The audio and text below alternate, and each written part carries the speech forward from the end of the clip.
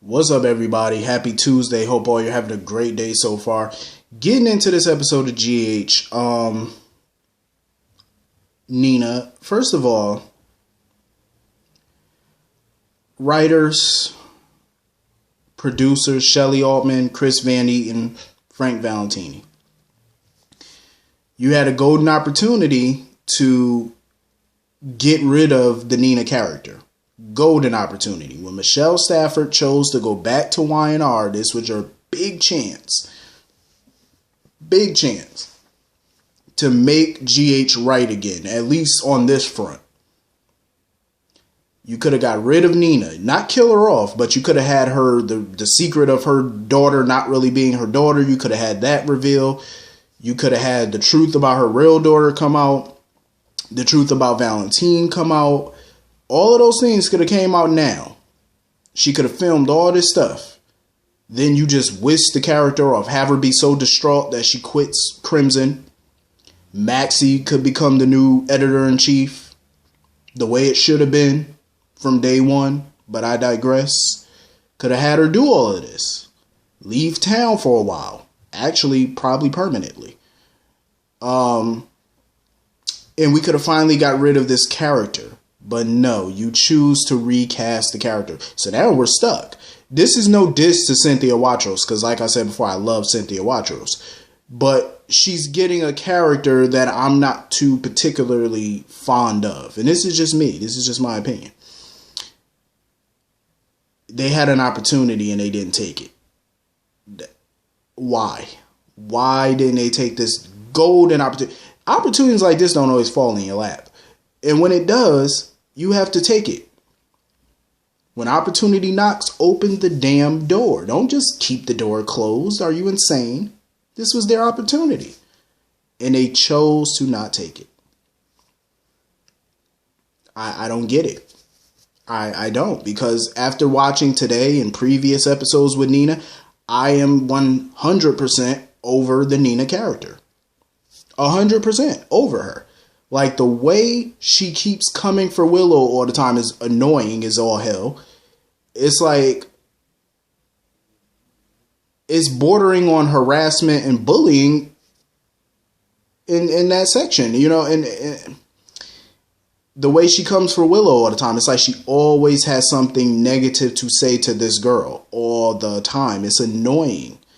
Like, this woman has done nothing to her.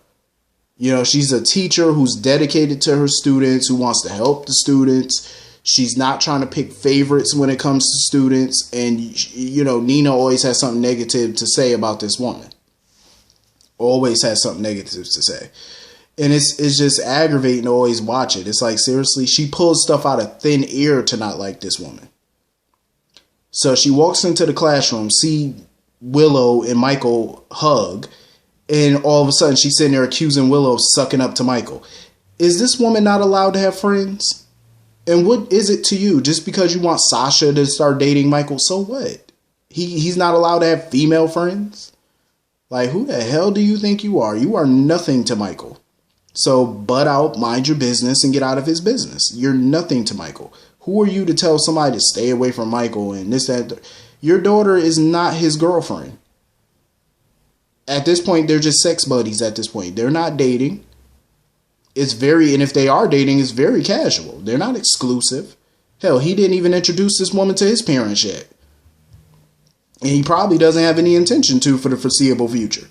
You know, him and Sasha are just keeping things very basic, very casual. And they're just enjoying each other's company. He hasn't introduced her to Carly and Sonny and none of his family. He hasn't introduced her yet. They're not even a couple. They're just casually dating. That's all it is. So why are you so threatened by Willow? If your daughter is all that, well, your alleged daughter, if she's all that in a bag of Frito potato chips, then you don't have nothing to worry about then. I'm just saying. Like, mind your business. Like, she finds any excuse to come for Willow. Any excuse. And I really didn't see the point of this whole little teacher-parent conference. And seeing as how Lulu was back in town, why wasn't Lulu a part of this meeting? Why was Nina even a part of it? Lulu should have been there. That's her daughter. I'm just saying. You know, and I love how, you know, at least Franco and, you know, Elizabeth had her back to an extent. You know, they had her back, you know. They wasn't going to sit there and just let people keep bad-mouthing Willow. Willow's a good teacher doing her best. And it's so messed up because the administrator basically told Willow that she's not going to be brought back as a teacher next year for the next semester. I was sad for her. Like, because, you know, teaching is something that Willow really loves, and to now just be fired from something that you love, like, I feel bad for her. You know, it's like the hits just keep on coming for her. And of course, Valentine being the cockroach that he is, I swear he's just like a cockroach, always in the corner lurking. You know, sitting there eavesdropping on Michael and Sasha's conversation, because Michael wanted to know what Sasha meant by Nina wasn't her real mother. I really feel like Michael should just go ahead and tell Nina what he heard from Sasha, because at this point, I'm ready for the truth to come out. It's probably going to come out at the nurse's ball, but I can't wait that long. I need the truth to come out now, so that way Nina could finally have her face broken and shut up and have her life destroyed. That's what I'm hoping for right now, because I'm over Nina at this point. It's time for somebody to, you know, knock her off her little high horse, and for her to find out what type of scum her ex-husband / fiance is. Like, she needs to know. And I can't wait to see her facial expression when the truth comes out. It's going to be hilarious. I'm going to definitely enjoy it. I can't wait. You know, I could definitely see Michael with Willow, but I could see him with Sasha. Because to me, Sasha's not an evil person. You know, she's definitely nothing like Nell. But, you know, she's doing this for her own reasons. I don't, you know, approve of her lying to somebody in this way, but, you know, it is what it is. People have done worse and have been forgiven. And of course, Valentine basically let her know once him and Nina get married, Sasha could leave town. Valentine, shut up. Why don't you go suck on a candy bar or something? Go suck on a sucker or something. Just go away. Valentine is one of the biggest disappointments that I've seen as a new, you know, for him to be a new character in the show, he's a disappointment to me. What the hell kind of Cassadine is he?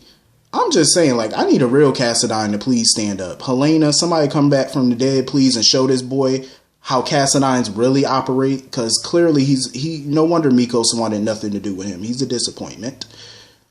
He's just an offense to all my senses. I'm just saying, like, he really is. Like, what the hell kind of Cassadine is he? Like, I don't see no villain when I see him. I just see a scared little puppy, afraid that when the truth come out, his beloved Nina's gonna drop kick his ass to the curb where he belongs. He just doesn't scream villain to me. Like, I need a real villain on the show, because he's not it. Anyway, moving on from that. Ava, Kevin. Yo, I can't. This whole situation with Ava and Kevin is getting more out of hand.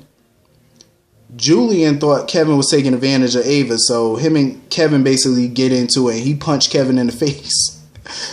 And now Ava's about to let Julian go to jail for assault. I'm like, Ava, what is you doing? You know what? I can't really say I blame Ava. You want to know why? Because remember when Olivia Jerome was running around doing what she was doing and all that mess? Julian left Ava out to dry. Like, he just let her sit in the jail cell. He didn't help her. He didn't lift one finger to help that girl. I don't blame her for sitting back. Like, this is just Ava and Julian's relationship. This is what they do. When they both have an agenda, they just leave each other out to dry. I mean, usually they're there for each other, but when one has something going on that they can't explain to the other, they just have to play along and just let that person suffer. It's a twisted relationship, but it's kind of funny in a way. Like, he left her to rot in jail, and now she letting him go to jail for assault. I was thinking to myself, before the photographers and stuff got there, I'm like, why the hell didn't Ava just tell him the truth? I guess she figured the less people that know, the better. But I'm like, why not just tell that man the truth? So that way he ain't going around sucker punching people. I'm like, Ava. That whole scene was funny as hell. That whole scene had me cracking up. I'm like, yo, the sick relationship Ava and Julian have. Like, whenever it's just kind of hard to explain. It's like their whole relationship is just twisted to me.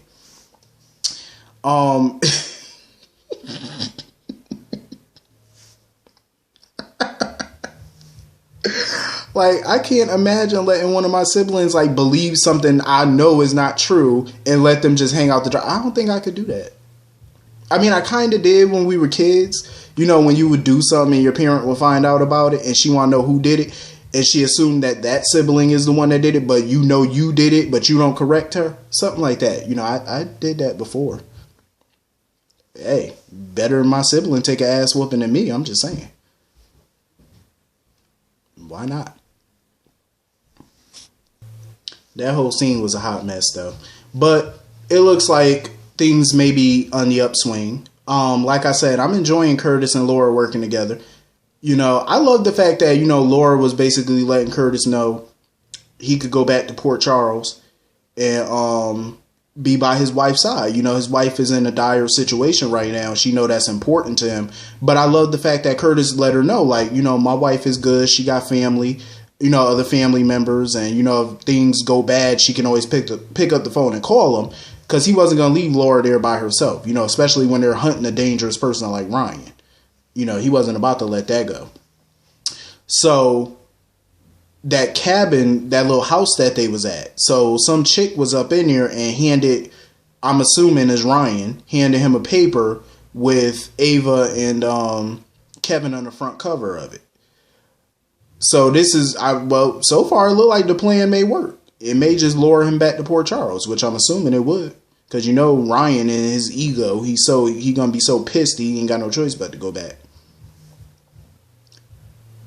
But anyway, Maxie and Peter, I did not care nothing about their first time having sex together. I did not care. I wish that they would do something much better for Maxie. I didn't care for this scene at all. Moving on from that. This whole situation with this engagement ring is a hot mess. But